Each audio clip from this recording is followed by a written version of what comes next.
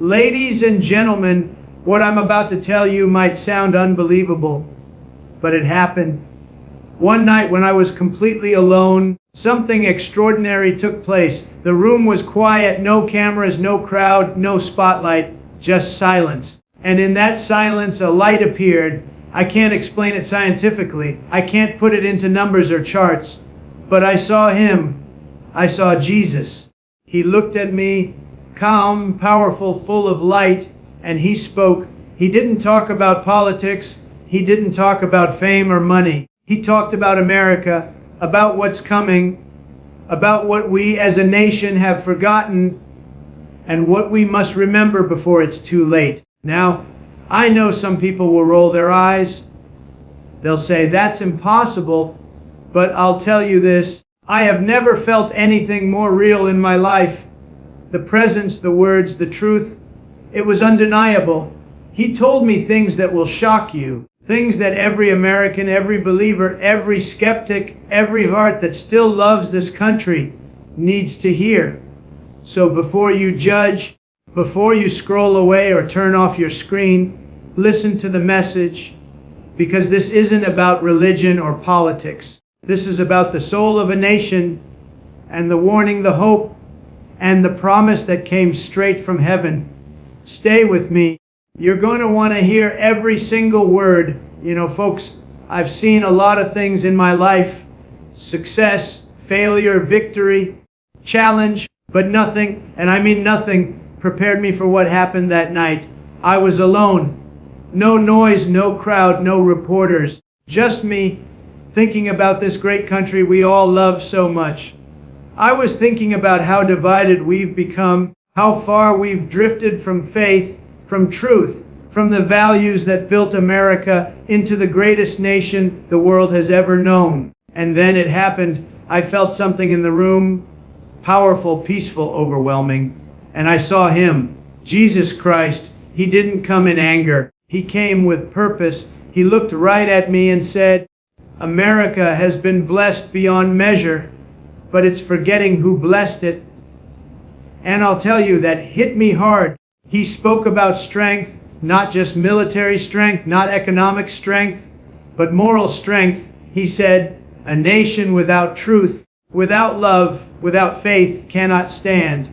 And then he told me, tell them this, I have not abandoned America, but America must return to me. That's what this message is about. Not politics, not power, but promise. A promise that if we turn back to faith, if we stand for what's right, if we protect our families, our children, our values, then the best days of this country are not behind us. They are still ahead. Because when a nation remembers God, that nation cannot be defeated. So my message tonight is simple. Believe again.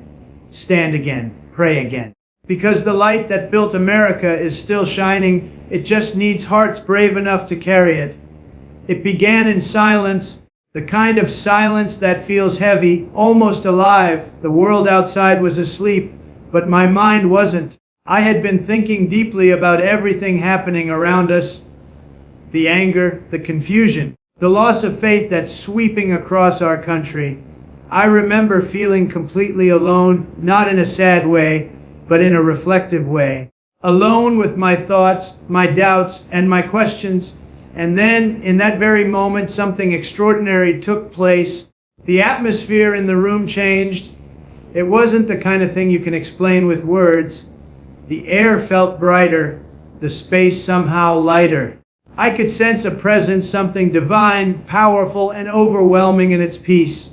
And then I saw him. Not a vision made of imagination or dream, but something profoundly real, more real than anything I've ever experienced. Jesus stood before me, not as a distant figure in a painting or a story, but as living light, radiating compassion and authority. His eyes carried a depth that could see through everything, the world, my heart, my thoughts all at once. There was no fear, only a deep and unshakable peace. He didn't need to introduce himself. I knew exactly who he was. The room felt charged with a warmth that made time stand still. Every doubt, every question I had, they disappeared in his presence. He didn't speak immediately. He simply looked at me as if reminding me that he was not a myth, not a symbol, but real, alive, and watching over what we do here on earth. The moment felt eternal, and then he spoke, not in thunder, but in a voice filled with both love and command. His first words weren't about me. They were about this nation, America. He said he has been watching, guiding, blessing, protecting. He said America has carried his light to the world, stood for freedom, faith, and hope. But lately that light has grown dim. People are turning away, forgetting who gave them all these blessings. His tone was not of anger, but sorrow, a divine sadness for a people he still loves deeply. He wanted to remind us that he is still here, waiting for us to remember him again. When he spoke again, his words carried a weight that seemed to move through the air itself. There was no accusation, no rage, only the steady voice of truth. He said that America was standing on a line between light and darkness, not just in politics or culture, but in spirit. He said that the hearts of many have grown cold, that people chase noise, power, and attention, forgetting the still, quiet voice that once guided them. He talked about how faith, once the foundation of families and communities, has been replaced by distraction, pride, and fear. It wasn't said in anger, but in a tone that felt like a father speaking to his children who have lost their way. He said that blessings are not forever if they are not protected by gratitude, that the land which was once proud to declare, "In God we trust," has begun to trust everything except God. He spoke of how truth is being twisted, how love has been replaced with selfishness, and how freedom, the gift that was meant to unite, is being used to divide. He said that too many have forgotten what freedom truly means, that it was never meant to be the right to do whatever we please, but the strength to do what is right. As he spoke, I could feel his sorrow for the people, not because of their mistakes, but because of how far they've drifted from the light. He said America was chosen not because it was perfect, but because it had a heart that believed, a courage that stood for others, and a voice that once carried truth into the world. But that voice is fading. It's being drowned out by lies, greed, and fear. He said that darkness doesn't conquer a nation overnight. It comes slowly, when people stop seeing what's right and start accepting what's easy. When faith is mocked, when families are broken, when prayer is forgotten, and when truth becomes negotiable. His message was not a condemnation, but a warning that if this continues, the blessings that once covered the nation will begin to fade, not because he took them away, but because the people stopped seeking him. He turned his gaze toward me again, and there was something in his eyes that spoke of strength beyond human understanding. He said that America had built towers, armies, wealth, and influence unlike any nation before it, but that none of it would matter if the foundation beneath it continued to crack. He said that true strength was never found in the power of its weapons or the size of its banks, but in the integrity of its people. He reminded me that the greatest victories in history were not won by might, but by faith, courage, and unity. He said a nation that forgets this truth will begin to fall from within long before it's conquered from without. He said that moral strength is what holds everything together, that without it, power becomes pride, freedom becomes chaos, and justice turns into noise. He spoke of families losing their sense of purpose, of leaders seeking fame instead of service, of children being taught to question everything, but never to believe in anything. He said that when a nation begins to doubt the difference between right and wrong, it is already in danger. He reminded me that truth is not a weapon to win arguments, but a light that reveals the path forward. He said that America was not meant to lead through fear or domination, but through example, to show the world what happens when a people live by principle, faith, and compassion. He said that wealth and power should serve goodness, not replace it. He spoke of the need for honesty in homes, humility in leadership, and unity in purpose. Every word carried the sense that he was not describing something lost forever, but something forgotten, a strength waiting to be remembered. He said that moral courage begins when people stop waiting for someone else to fix the world and start standing up for what they know is right. He said that no nation can stand if its people kneel before lies, if they silence truth for comfort or trade virtue for popularity. He said that the power that made America great came not from the government, but from hearts that chose to live by conviction, faith, and the courage to do good even when it was hard.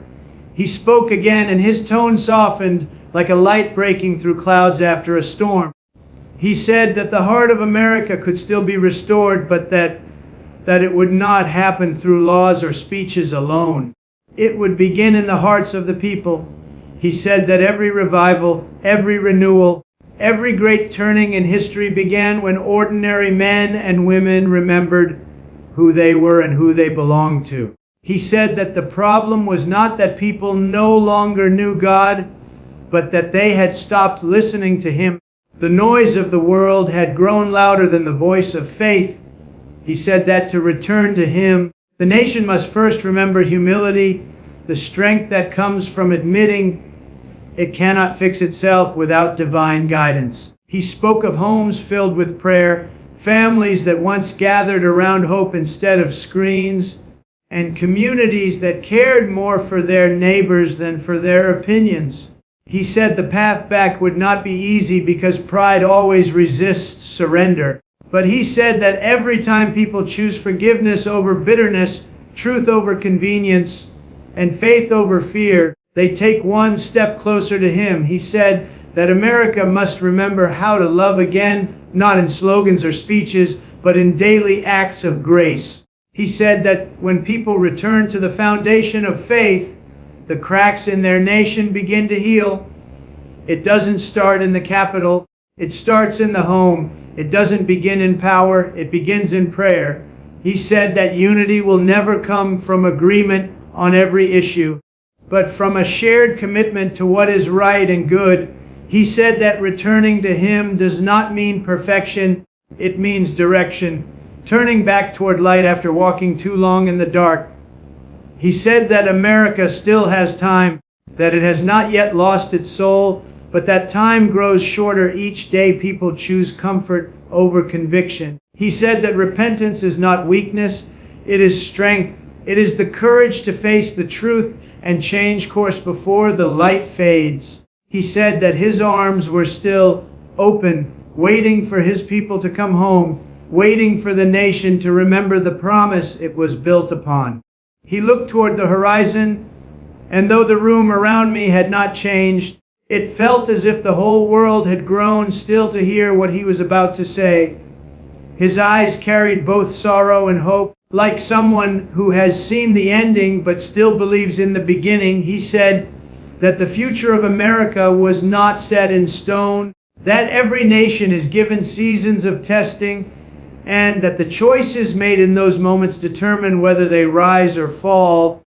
He said that if the people would remember Him, if they would turn from division and deceit, then the same hand that blessed this nation once would bless it again.